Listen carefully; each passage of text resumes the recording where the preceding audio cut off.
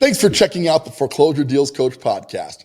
On this episode, we're going to discuss the three numbers that matter most when you're doing a foreclosure flip deal. Let's get to it.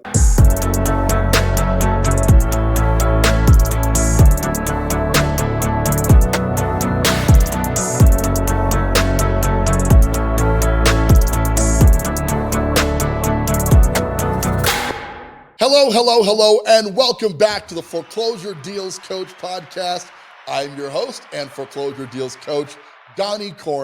And on this show, we're going to hop in and determine the three numbers that matter most when you're doing a foreclosure flip deal. Before we do that, as always, we're going to do our mindset piece of the day where we want to get your mind right as you're thinking about how to get started in foreclosure investing. Today's quote comes from Woody Guthrie, and the idea behind it is any fool can make something complicated. It takes a genius to make something simple. And that really is the essence of foreclosure investing. There's a lot of people out there who want to complicate the process of buying, rehabbing, and selling their first deal. Guys, I work with clients from all across the country, and the common theme to everybody I talk to about foreclosure investing is it's something we all want to do.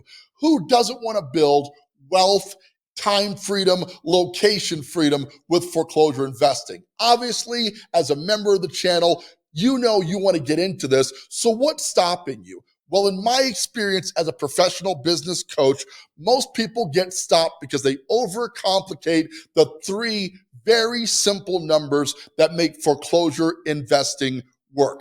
Let's hop in right away and go to the first number that you care about on your foreclosure deal. The first number you care about is the acquisition price. While a lot of numbers are going to get thrown at you while you're out there exploring the market to find a deal, ultimately what you care about is what you are buying the property at. You've heard me say it 1,000 times, but I'm going to say it again. You make your money when you buy. So when you're determining your acquisition price, you're getting it from a couple of sources. One of those sources, I buy a lot of deals from wholesalers, so I get my acquisition price from the wholesaler after they've tacked on their wholesale fee. Now, a lot of people, when they're buying a deal, get concerned as to what the wholesaler's making on the deal. I've seen wholesale fees as high as $75,000. And the first instinct is, man, I don't want to pay that much in wholesale fees to the guy finding the deal. Listen, guys, if the numbers work for you on the acquisition price, nothing else matters. It doesn't matter what the wholesaler is making. It doesn't matter what you're spending on the cost of funds. It doesn't matter if you're paying a real estate commission or not. What you care about, if you keep all the noise out of your calculation and determine just what your acquisition price on the deal is, you will know how you're entering the deal. And again, you make your money when you buy. For the sake of the numbers we're going to use on this deal, we're going to do a fictional deal where we're buying the property for $250,000. Now, I'm here in the Colorado Springs, Colorado market, and I got to tell you that pretty much any single family residential home I could buy for $250,000 is probably a deal. Why? Because the median price of a home in my market is $475,000 right now. Okay. So if you can get a property for $250,000, nothing else matters at this point. That is your acquisition cost. Now, the second number is a little bit more complicated because it requires a bit of expertise in how much remodeling construction is going to cost. Over the years that you do this, you will get increasingly better at predicting your remodel costs. But in the early stages, you got to really work to determine that number, either by doing the work yourself or hiring a construction estimator. For my clients who are buying their first deal in my local market, a lot of them are remote, meaning they're in other states across the country. So they can determine the remodel budget a little bit from videos and Matterport tours and the different way that we compile the data on the property. But the best way to get a finite number on the remodel cost of a property is by getting a construction estimate. There are people who specialize in construction estimation for insurance purposes, for remodeling contractors, and a series of other reasons why you would do that. But generally, I can get a construction estimation done for between $200 and $300 using one of my preferred contractors to do that. Sometimes I have the contractor that's going to do the bid also do the construction estimate if I know I'm going to use that contractor based on timeline. But your best bet is to get an estimate on construction based on market data, which will determine how much you're going to spend to get the property from ugly to pretty. Now, here's why it gets complicated. A lot of people, you, for instance, may live in a gorgeous house yourself, right? And maybe you live in an upper end home, or you're trying to build a property that is synonymous with your lifestyle.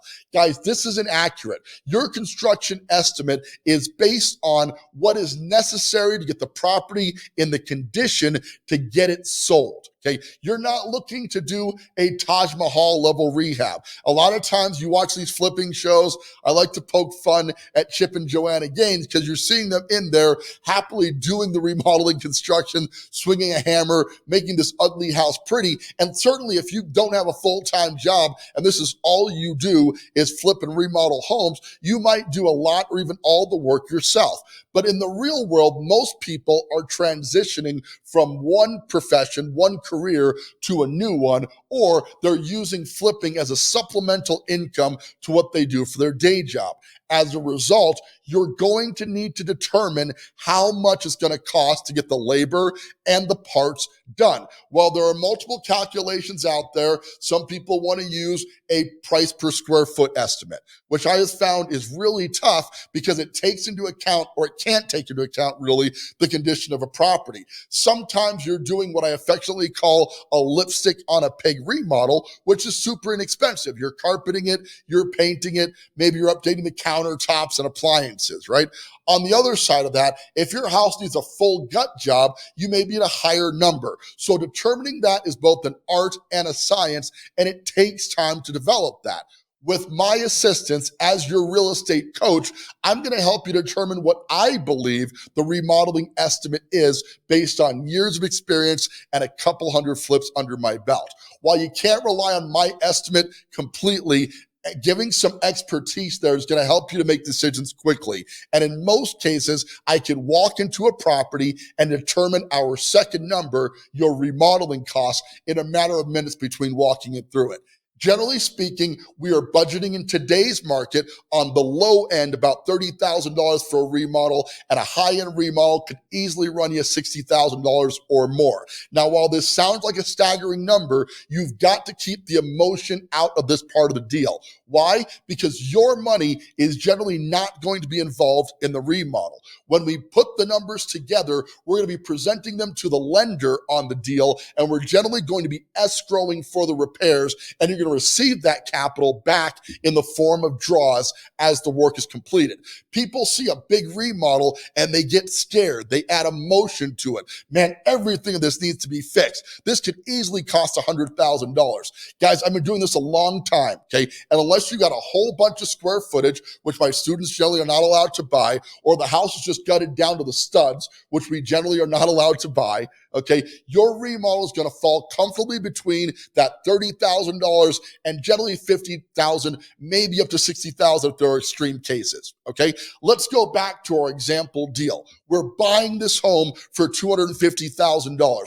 We're going to assume it's about 1,700 to 2,000 square feet, so it falls within our general bracket of normal remodel, and because of that square footage assumption, we're going to go on the high side of the remodeling budget and assume we're going to spend $50,000 on the remodel. Quick adding it up, okay? You bought it for $250,000. You are now spending $50,000 on the remodel for a nice round number of $300,000. You with me so far? The final number you have got to calculate in your flip estimate is your sale price. If you know your buy price and you know your remodeling number and you're ending with the sale price based on current market data. We don't speculate here at all. We find other properties in the area. We call them comparable sales that have sold within the last 6 months at most. Sometimes we'll go back a year if you can't find data, but I really want to see properties that have sold based in the last 6 months. Why? Because that gives you an idea of where the market is trending in that area right now.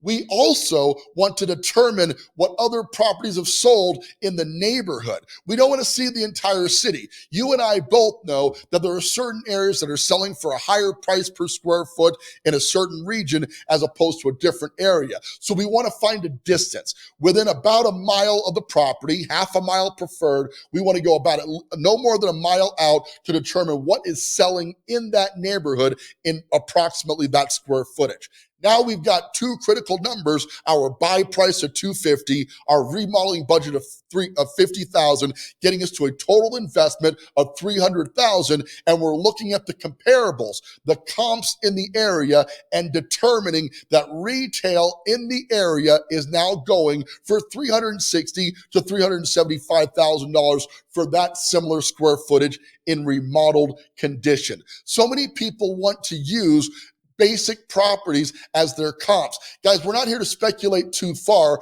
but the fact remains that a pretty house in a nice area is going to go for more than a entry-level, still dated condition home in that same area. That seems obvious, right? So when you're looking at your comps, you want to find properties that are similar in condition to how your property is going to look when it's done.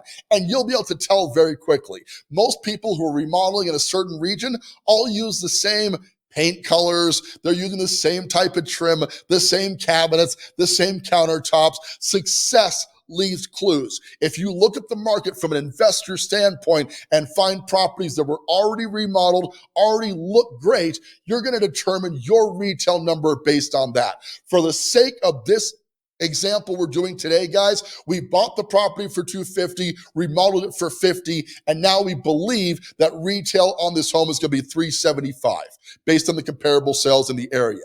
That leaves a gross spread of $75,000. My objective is to bring my clients a net profit of $25,000 or more. To ensure we're going to hit that, we look for a minimum of double the desired profit target to determine all the other factors that are hard to calculate at this stage, which include cost of funds, commissions, and general property taxes, closing costs, et cetera, et cetera. If you have double the available margin available to you, in this case, we're looking for $25,000 in profit, so we need a minimum gross spread of $50K to satisfy that objective. In this case, we're into the property for $300, counting our acquisition and our remodeling costs, and we're selling it for $375. That's a $75,000 gross spread, which is well more than what we're looking for to make $50,000 minimum gross spread or a $25,000 net profit. All of these numbers have to happen relatively quickly for you to acquire a good deal. Guys, great deals in the market are not sitting around waiting for your analysis paralysis to pass while you make a buying decision. Okay, good investors, solid investors have been doing this a while, are looking at the same deals you're looking at in most cases, and they can do their three numbers in their head relatively fast. When you're just getting started, you're not going to have the courage to do that out of the gate, so you got to hold to the numbers and do it quickly. So what we've learned about is the mindset. Don't overcomplicate this. Know your numbers early on. You got three numbers you need to determine to do a good deal. Secondly, once you've done your numbers, stick to them. Put them in an app like Deal Check, which I use every single day to determine my numbers. I put in the acquisition cost. I put in the remodel budget. It'll even let you itemize the remodel budget a little bit. So if you get an idea what certain pieces of the remodel are going to cost, you can determine your budget and be very confident that you're definitely hitting the right numbers on the deal. When you have that confidence in your three numbers, you know where you're buying it at, you know what it's going to cost to fix it, and you know what you're selling it at. The rest of it's just emotion. You've got to proceed on that deal. You're going to feel nervous. You're going to be worried. That's a natural byproduct of spending $300,000 on anything. Okay, when you're making a big decision, it's easy to feel nervous about that decision. But once you're confident in your numbers, you can move forward with that confidence and make a decision. And when you really get good at flipping, you're going to be doing 20, 30, 40 of these a year. So you're not going to have time for emotion to seep into your evaluation, but rather stick to your numbers, calculate them effectively, and be able to act quickly on the right deal. Once you've got that mastered, guys, you're going to be a flipping machine. And if you're looking to advance that process, if you want to get there a little sooner, my advice is to do what I did and hire a mentor, somebody to stand beside you and give you the confidence to make these decisions in real time so good opportunities don't pass you by. Look, you're not looking to hit it out of the park every time you step up to the plate. Professional baseball players who make the Hall of Fame have a 300 batting average, meaning 70% of the time, they don't make it to base. Okay, in our world, we can't miss 70% of the time, but over hundreds of transactions, 300 plus flips later, I have missed on 5 to 6 deals. 2 to 3% didn't go well. Obviously, when you're getting started, you can't afford to take losses when you're getting going, but over time, you got to understand this is a numbers game. Your batting average has to stay in the 95 to 98 percentile for you to make big money in flipping, but don't think you're never going to miss on a deal. With proper advisement, proper counseling, you can make it so you don't miss very often. But more importantly, most people never take the first step because they complicate the entire process. They're waiting for the perfect deal to come along. They're waiting to get the rehab numbers perfectly dialed in. Guys, rather than looking at it that way, think about it this way. If you could do 4 deals per year, consistently, that made you a minimum profit of $25,000. That'll be $100,000 worth of income coming into your bank account. What would you do with an extra $100,000? Would you quit that day job and just do flipping full time? Would you invest more money to buy passive income assets like rental properties or other cash producing assets? You have so many options when you're consistently doing this deal, and so many people never do their first deal because they don't know where to get started. My advice to you is just get started.